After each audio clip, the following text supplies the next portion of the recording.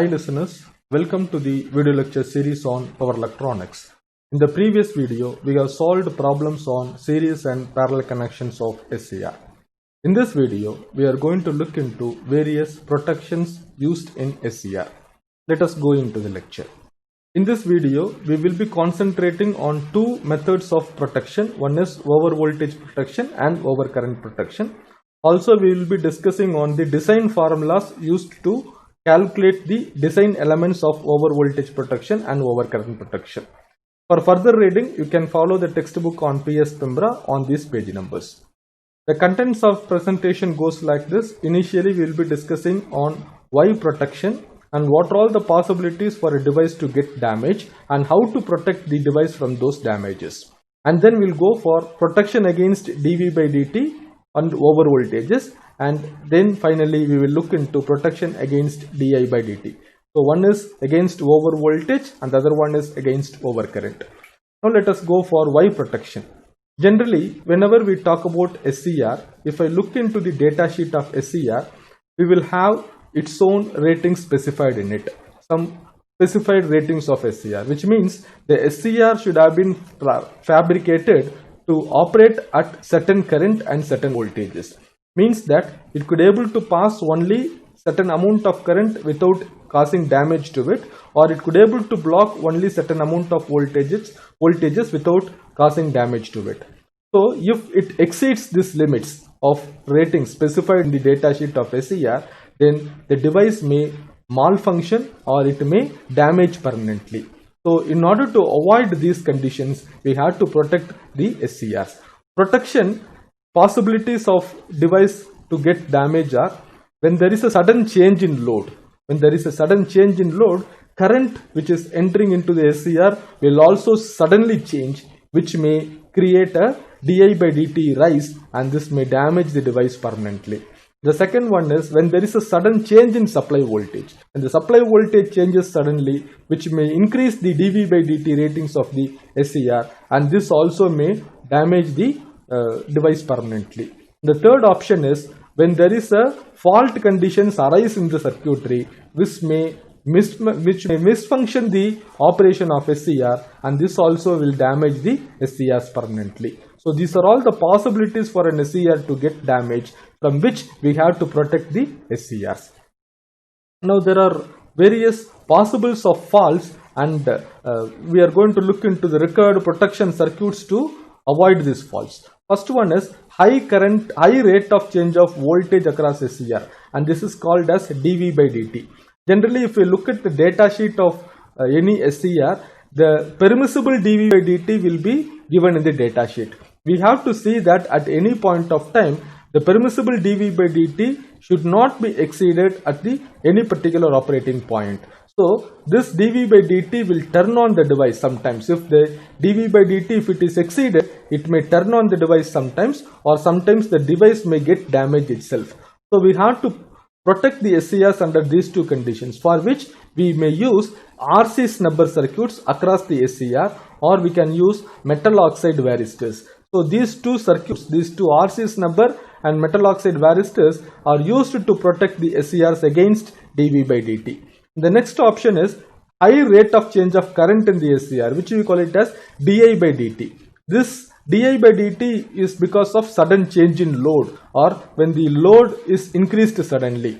So because of that, this di by dt will create a hot spot in the device, and this may lead to damage the device. And this can be avoided, or this can be solved by using a current limiting resistor in series with an SCR, or sometimes inductors are also used. Then the third one is overcurrent protection. This occurs due to sudden variations in the load. Suddenly the load may increase, load may decrease, because of which the SCR junctions may get excessive heat, and this may lead to SCR. So this can be avoided by putting a fuse in series with SCR in order to protect against overcurrent. So these are all the possible circuits, or possible circuits to protect against the faults of an SCR. Now let us go into one by one. First one is protection against dV by dt. So this is what I was talking about, RC snubber. This is the SCR which I want to protect. I put an RC circuit in parallel with SCR. we know that this C will not allow sudden rise in voltage. So this acts something like a low pass filter. So transient voltages will turn on the SCR. When the transient voltages comes from the input side, this may turn on the SCR. But I want to maintain the SCR in off state, but because of this transient voltage, this may turn on. So we have to avoid this. In order to avoid that we put an RC snubber across it. So sometimes this may damage also. This transient voltages is common in the case of inductive loads. When the load is inductive, these transient voltages are very common. So this is protected by putting an RC snubber. RC snubber will behave like a low pass filter. Generally, this value of resistance which is used in series with R will have a low voltage, so that the extra voltage will be absorbed by this capacitor very fastly. So this is what all about the dV by dt protection. So this RC will protect the SCR from dV by dt.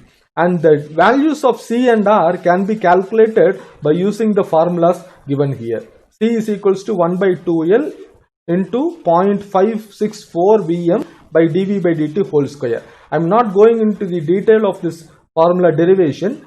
Just for designing these values of R and C, I have given this formula here. This dV by dt here is the permissible value of dV by dt, and this can be generally observed from the datasheet of the SCR. Vm, this Vm is the peak value of the input supply voltage. The supply voltage may be somewhere here. L is the source inductance. Generally inductance, the source will have some inductance, and that L is also taken for calculating value of R.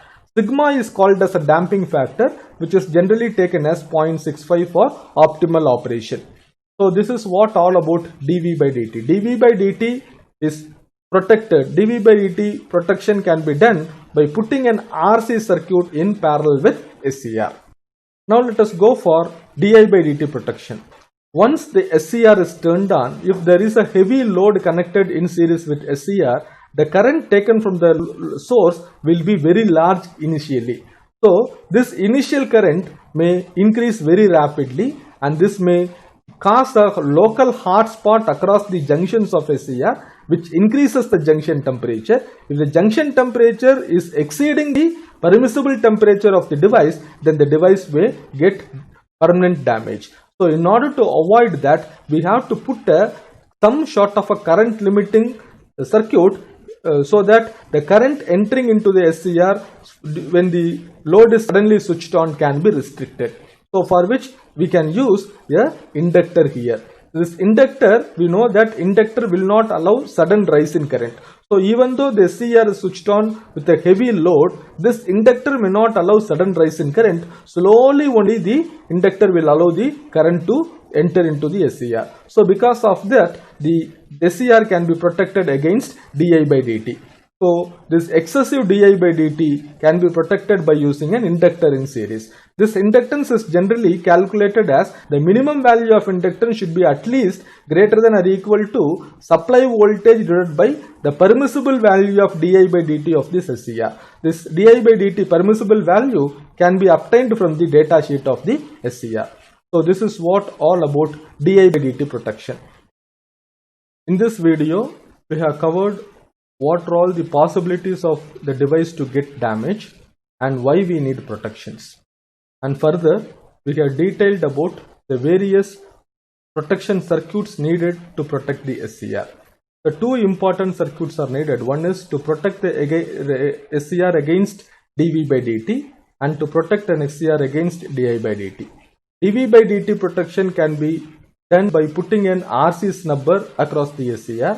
di by dt protection can be used by putting an di by dt protection can be done by using an inductor in series with the SCR. So these two completely protects the SCR from any operating conditions.